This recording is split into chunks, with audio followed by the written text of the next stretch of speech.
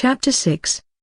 Hestia had her customary smile when she rapped on the door leading to a blindingly bright golden temple. Harry had to squint and half look away to avoid going blind with the brightness of it. Harry looked away, focusing on his favorite goddess. They waited in silence. The young boy was just about to speak, when the doors were flung open. Aunt Hestia, the jovial god of the sun, shouted in his godly form of 3 meters tall. And young Harry, he added, when he saw that she wasn't alone. Come in, come in. Thank you, Apollo, Hestia said, aiming her smile the god's way. Harry gratefully stepped inside the temple, where the light was more subdued. There was still lots of gold, but most of the light seemed to be reflecting off it in a softer, golden palette. The young boy blinked, trying to clear the spots from his vision from the harsh white light outside. Have a seat, the golden god said, indicating the couches in a living area.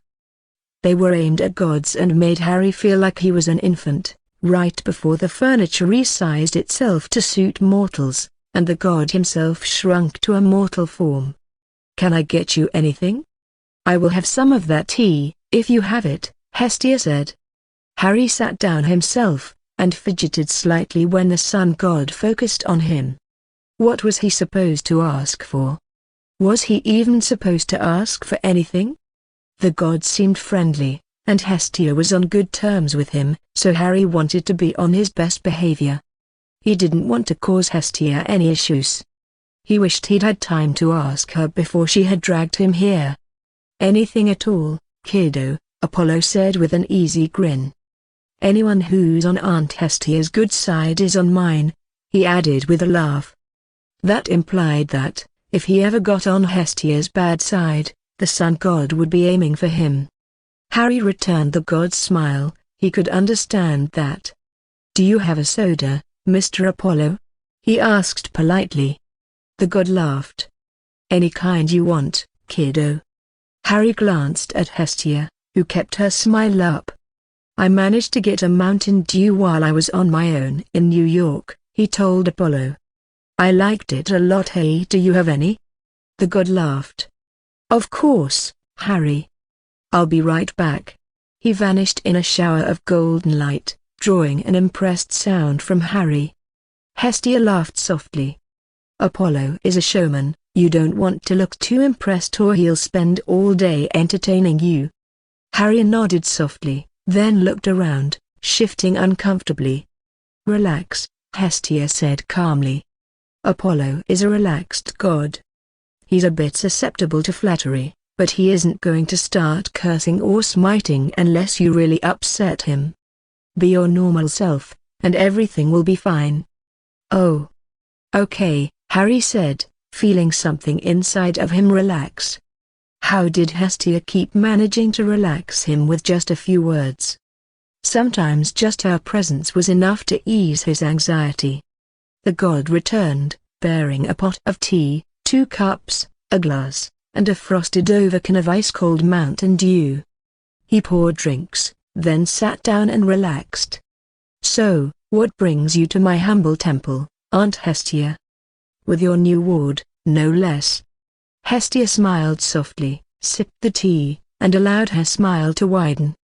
Excellent tea, she replied instead. Apollo grinned. Only the best for you, Aunt Hestia. You know that.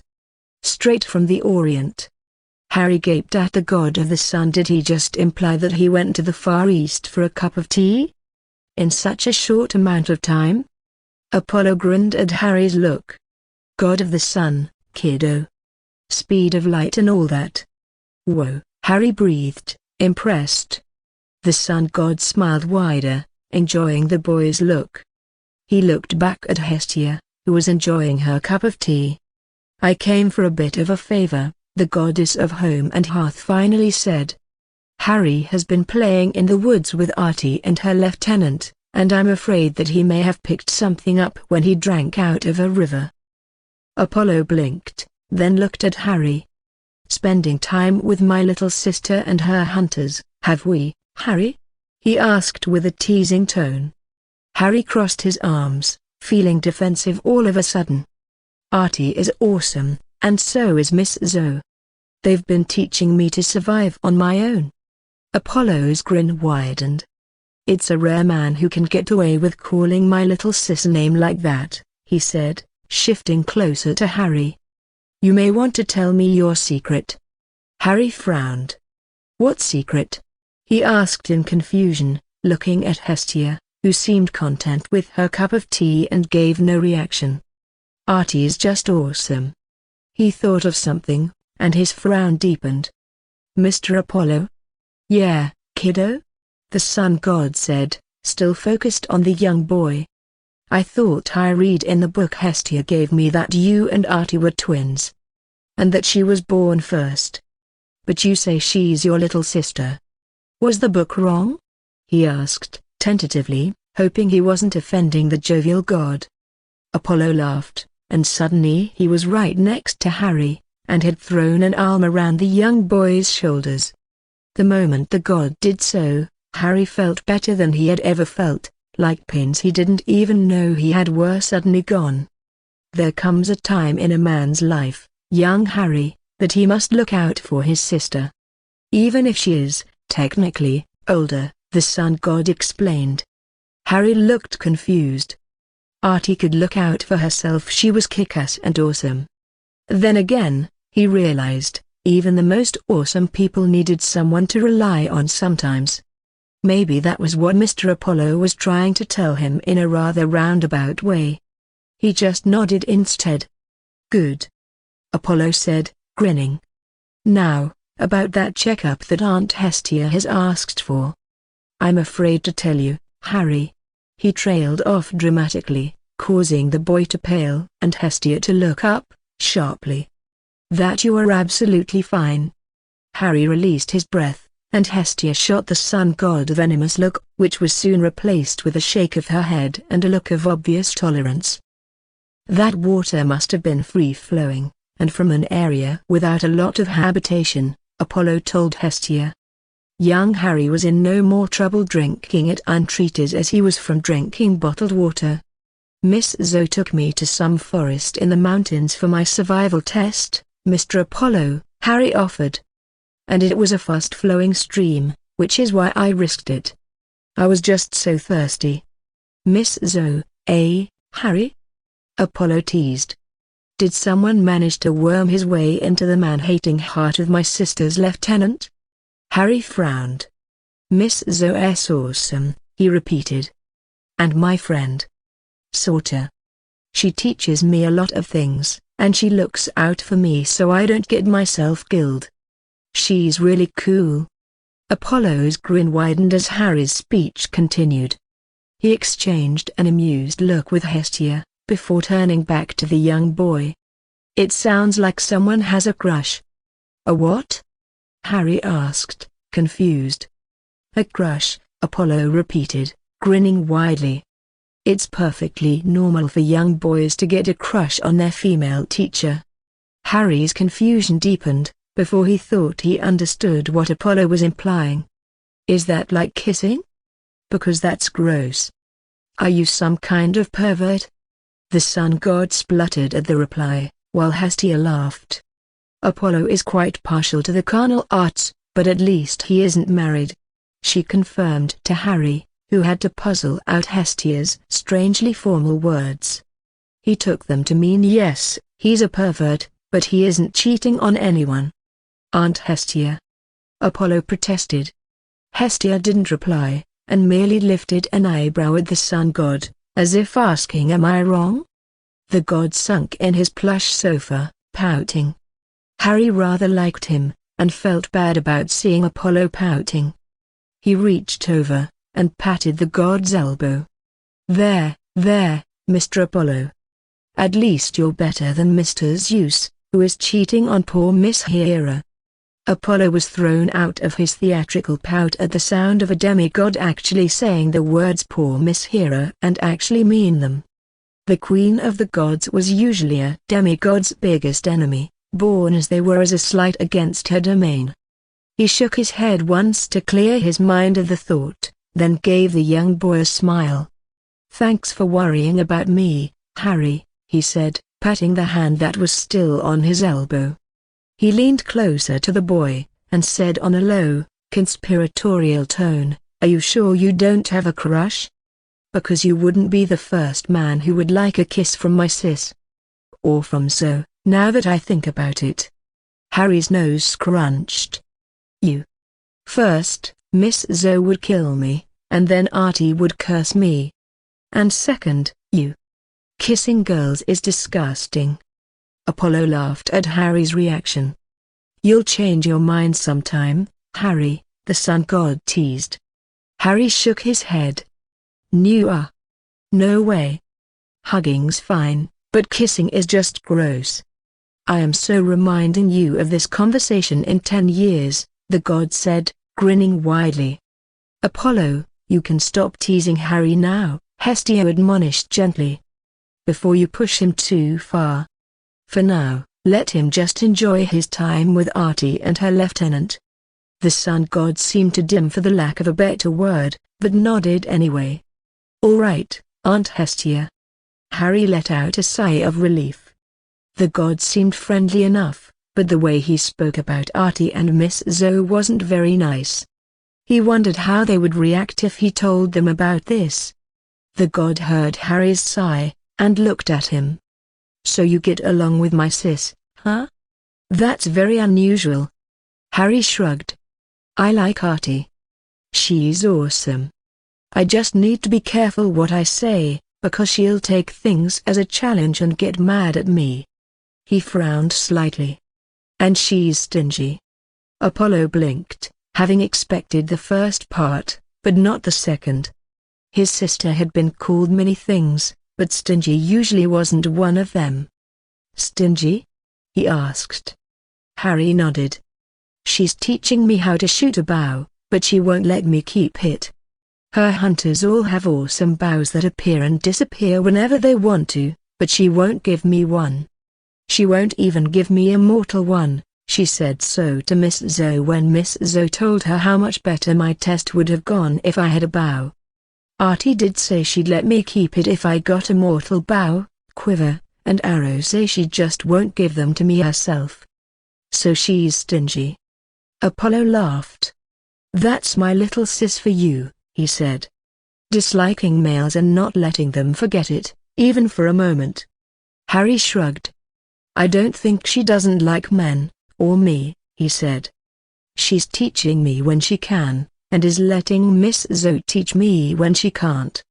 I just think she's trying to convince me to let her change me into a girl so I can become a hunter."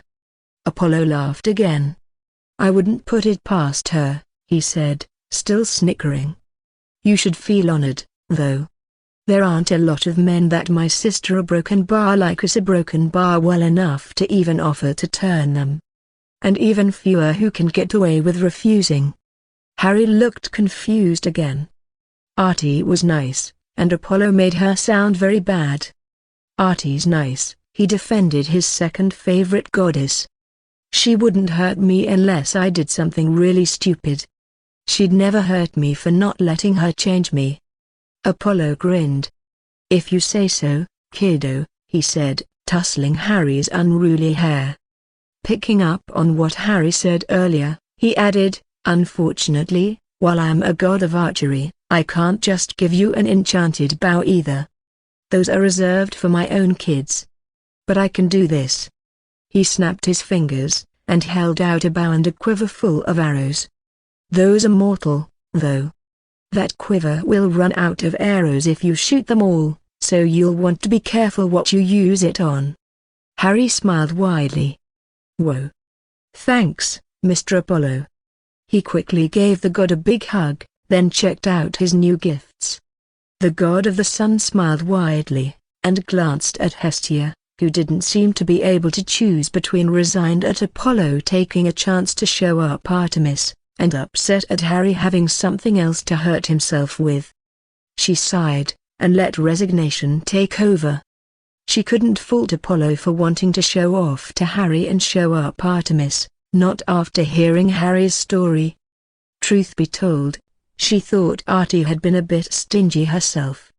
What harm could it do to give the boy a bow, especially now that he, apparently, somewhat knew how to use one without injuring himself or others?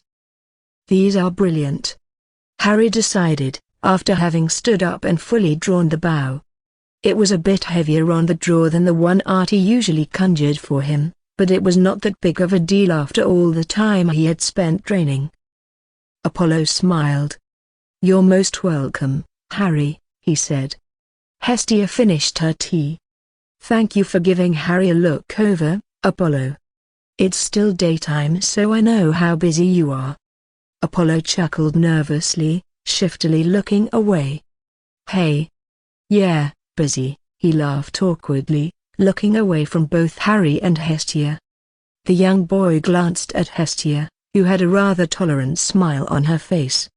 Harry found he was getting better at identifying Hestia's many different smiles. "We should let you get back to work, then," the goddess of the hearth said, her smile getting more genuine. "Thank you again, Apollo." The sun god grinned. "You're most welcome, Aunt Hestia." He tousled Harry's hair. "I'm glad you're all right, though, kiddo." Harry smiled up at the god. Apart from the god saying strange things about Artie and Zoe, he rather liked Apollo. He was nice and helpful. "Thanks for the bow and the quiver of arrows, Mr. Apollo," he told the god, giving him another hug. Apollo grinned, and hugged back. "You're most welcome, kiddo." Harry was smiling widely as they left the sun god's temple. That was the fourth god he'd gotten to hug. Hestia's hugs felt warm and protective. Artie's felt like wild open country, thick forests, and the clean air of nature. Poseidon's hug, brief though it was, smelled like the sea and the wild, overwhelming sensation of pure freedom. Apollo, on the other hand, had felt hot and bright, and he felt as if all his wounds would heal. He wondered if Miss Zoe would ever let him hug her. He wondered if hugs from mortals had a feeling associated with them as well. "I will have a small chat with Chiron and see if I can bring you to camp this afternoon," Hestia said, interrupting Harry's internal debate on the merits and demerits of hugs from the various gods. "Okay, Hestia," Harry said. Part of him was looking forward to the trip, and part of him was dreading it. Hestia had said that demigods weren't allowed to leave the camp, and he didn't like the thought of being locked up somewhere. He wanted to be able to just walk out when adults got too bad. "Are you sure they won't try and keep me there?" Harry asked as they walked the roads of Olympus back to Helios temple. "I mean, they may know of a way to keep me from traveling by fire." Hestia smiled gently and supportively at him, then patted his shoulder. He immediately felt better. Hestia's unique skills at work, no doubt. "Don't worry, Harry. As long as you have my favor, you will always be able to travel through fire." Harry looked at her. "Promise?" Her smile widened. "I promise," she replied. The boy nodded in acceptance. He trusted Hestia. "Thanks, Hestia." "You're most welcome," she said, her smile warming his heart. Oh. That afternoon, when Hestia emerged from the fire, Harry was ready to visit camp. He had his new bow thrown over one shoulder, and his quiver filled with arrows held over his other shoulder. He knew they had an archery range, and he was hoping to get to test out his new gifts. He was also carrying a mystery container, a small Tupperware box that was completely opaque. Hestia was curious, but did not pry. If Harry wanted to tell her, he would tell her. "I have talked with Chiron, and there is no problem with you getting a tour of the camp," the goddess of the home told her young charge. Harry just nodded, feeling rather nervous all of a sudden. It felt like the first day at school, and he wondered how the other demigods would react to him. Would they be nice to him? Would they be like the kids in school, and be nasty? Hestia smiled in a comforting manner, and guided him to the hearth. Subconsciously, he stepped closer to her, as if trying to hide in her shadow. Maybe this wasn't a good idea, after all. But then again, it was Hestia who wanted him to visit, and she wouldn't steer him wrong, would she? The by now familiar warmth of the fire enveloped him, taking from the hearth in Helios' temple to a large bonfire that was burning in the middle of a courtyard, about the size of a soccer field, dotted with Greek statues, fountains, flower beds, and a couple of basketball hoops. Around the commons area stood, in a U-shape, 12 cabins. Harry ignored the classic Greek architecture array that looked brand spanking new and focused instead on the solitary figure waiting for them. After all, said waiting figure was an actual centaur. He wasn't as tall as the gods in their godly forms, but to a young boy, Chiron definitely was tall. And mythical. No matter how many times he had read about centaurs, seeing one in the actual flesh was a completely different thing. Chiron, Hestia greeted kindly, stepping up to the teacher of heroes, and clasping his hand warmly. "Thank you for allowing this." The centaur replied in a calm voice. "It was but a minor thing, Lady Hestia. It is my utmost pleasure to show around someone who has caught your eye." "Harry?" Hestia said, looking at the boy who was still looking up at the tall centaur. "This is Chiron. Chiron, this is Harry Potter." "Hello, young Harry," Chiron greeted warmly. Harry smiled abashedly at having stared, and offered his hand. "Hello, Mr. Chiron. Thanks for letting me look around." Chiron chuckled, clasping the offered hand. "Just Chiron will do, young one. And as I said to Lady Hestia, it's my pleasure." Harry looked up at Chiron. "Hestia wanted me to have other hobbies. She thinks I spend too much time with Artie and her hunters." Chiron gaped, for the lack of a better word, at the young boy in front of him. "I am assuming you are referring to Lady Artemis?" Harry nodded enthusiastically. "Artie's awesome. So's Miss Zoe. Lad, you're a far braver man than most to dare call the goddess of the hunt such a name," Chiron said, shaking his head softly. "You may want to be careful about who hears you do so, in case it gets back to her." Harry frowned, not understanding the warning. Chiron, realizing this, explained, "I doubt Lady Artemis would be pleased if she knew." Harry grinned. "I always call her Artie. She doesn't mind, Mr. Chiron." Chiron blinked in astonishment, before shaking his head again, as if trying to clear it. "Just Chiron will do, lad," he repeated, gratefully grabbing the lifeline thrown to him and trying to change the subject. He looked at Hestia, as if trying to confirm what he had just been told. The goddess of the home smiled serenely, and merely nodded in confirmation. "Well, broken by yes." Chiron went on, now blatantly changing the subject. "These are the various cabins for the Olympians," he explained, rather needlessly in Harry's opinion. The young boy smiled at the fire in the center, always happy to have one nearby. The fire itself seemed to dance at the boy's attention.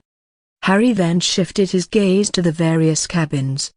He could make out the majority of their owners, just from the sight of them. The large, ostentatious, bank-like one was probably Mr. Zeus, and the slightly smaller one standing right next to it would probably be Miss Hera's. The one built by the water was probably Mr. Poseidon's. Most of them were obvious, he thought. How the bright neon pink one was definitely Miss Aphrodite's. "There's still no cabin for you, Hestia," he noted sadly. Said goddess just smiled at him. "I have told you before, Harry, I do not need one. I do appreciate the thought, though." Harry crossed his arms, and pouted. "Neither does Miss Hera, and she has one," he replied on a soother tone that seemed ingrained in small children. Hestia just laughed, and patted his shoulder. Chiron was smiling too. He held a bit of a soft spot for Hestia, who freely came to help out with the campfire, yet never asked for anything in return. Seeing her interact so freely with the demigod made him smile. Harry looked at one cabin. "Is that Artie's cabin?" Chiron nodded, somewhat reluctantly. Yes, it is, lad, but you may want to be broken bar careful. He trailed off when Harry smiled widely and approached the cabin in question. In the distance, a couple of other demigods stopped and stared as they saw the young boy essentially commit suicide by Artemis. He stopped just before climbing onto the porch, feeling part of the goddess' presence disapproving of his action. "Hi Artie, it's me," he said, waving at the cabin. "Would it be okay if I took a look at the cabin, or is it just reserved for the hunters?" The presence didn't let up, and Harry nodded. "All right, no problem, Artie," he said, still grinning. "I'll just go on with the tour now." He turned, and started to walk back to an amused-looking Hestia, and a worried-looking Chiron, before stopping, and looking at the cabin again. "Artie, Chiron seems really scared of you, and this morning, Hestia took me to see Mr. Apollo, and he said some rather strange things about you. I don't get it, you're nice most of the time, but everyone's really surprised when I call you Artie." The presence didn't change, but there seemed to be an underlying current of something. Something that didn't bode well for a certain sun god. "I hope you're not mad or anything, Artie. I don't like it when you get mad." He grinned, and immediately said, "No, I won't let you turn me into a girl without a chance to turn back if I don't like it." The presence of Artie seemed to sulk for a moment, before turning disapproving again. Harry grinned. "I won't try and look at your cabin, don't worry." He turned back towards Chiron and Hestia, and walked away. He waved over his shoulder. "Bye Artie." Chiron was staring at him again. Harry didn't like it. In the distance, the two demigods that had been watching him approach the Artemis cabin were staring, too, before breaking into a run. "Let's continue the tour, lad," Chiron said, breaking his unusually intense stare. Harry just nodded, feeling uncomfortable. He wished he could be rude, fire travel away, and just go talk to Artie in person, and find out why everyone was so afraid of her. She wasn't like that at all. She could be angry, sure, but she wasn't as nasty as everyone thought she was. He really wanted to find out why. "That is the big house," Chiron said, unnecessarily pointing out the biggest building on the site. It was 4 stories tall, trimmed in white, and looked like it could be a resort building. On its roof stood a proud, brass, eagle weather vane. "That is where the camp director lives, and where the infirmary is located," the teacher of heroes explained. "That's Mr. Dionysus, right Chiron?" Harry asked. Chiron nodded. "Exactly right, Harry. We may want to give him a pass." Harry frowned, holding up the mystery container. "Is he ill? I brought him something that I thought he'd like, but if he's ill, I'll just leave it with you." The centaur managed to hide his surprise quite quickly. "Well, a broken bar if you're sure," he said, trotting up the steps to the large wraparound balcony. "Mr. D?" he asked, rapping on the door. "You have a visitor." Sounds of stumbling came from inside, and from years of experience analyzing footsteps through his cupboard door, Harry was able to tell that the person on the other side was definitely not happy. "Who is it?" he asked, snapping the door open, eyes seeking out first Chiron, then focusing on Hestia and Harry. "Ah, Hestia," he said. "And Chiron." "Splendid surprise." "Just splendid," the god of wine muttered sarcastically. Harry smiled up at the god. "I remember our conversation from last time, Mr. Dionysus. So I made you something." He pulled the lid off the container, and held it up for the god like some kind of offering. The bulky god looked at the container, started to twitch his nose, but then smelled the offered food item. Carefully, he picked the container out of the boy's hands, sniffed it again, then materialized a fork. Dionysus didn't just eat. He devoured. His red-colored nose colored deeper. "Splendid," he repeated his earlier statement, but this time he actually seemed to mean it. Harry grinned. I'm glad you like it, Mr. Dionysus. Mr. Zeus was quite naughty. Harry broke off his sentence when thunder rumbled in the distance. The gods listen closer here, Hestia informed him. Harry nodded. Another thing he didn't like. Mr. Zeus shouldn't be eavesdropping. It was a very bad thing to do. All right, Abracadabra, you know who told you that you couldn't drink alcohol, so I thought I'd make something to cheer you up, the boy told the god, who was smiling widely. It was excellent. How much of it can you make in a day, boy? Dionysus asked, leaning closer. Hestia cleared her throat. You wouldn't be trying to take advantage of young Harry, now would you, Dionysus? She asked, sternly. The god of wine seemed to shrink at her tone. Not at all, Hestia. Not at all. But, you're right. The boy's young. I should hire a desert chef. He snapped his fingers and vanished, leaving the sweet scent of grapes behind. What did you make, Harry? Hestia asked, turning on the boy, looking stern. Tiramisu, he replied contritely. I remember our talk about alcohol and all, so I thought maybe it could help Mr. Dionysus. Hestia had her eyes closed, pinching the bridge of her nose, and made curious noises that were either muffled laughs, or muffled cries. Chiron, on the other hand, was snickering openly. Harry, Hestia finally said, having regained her composure.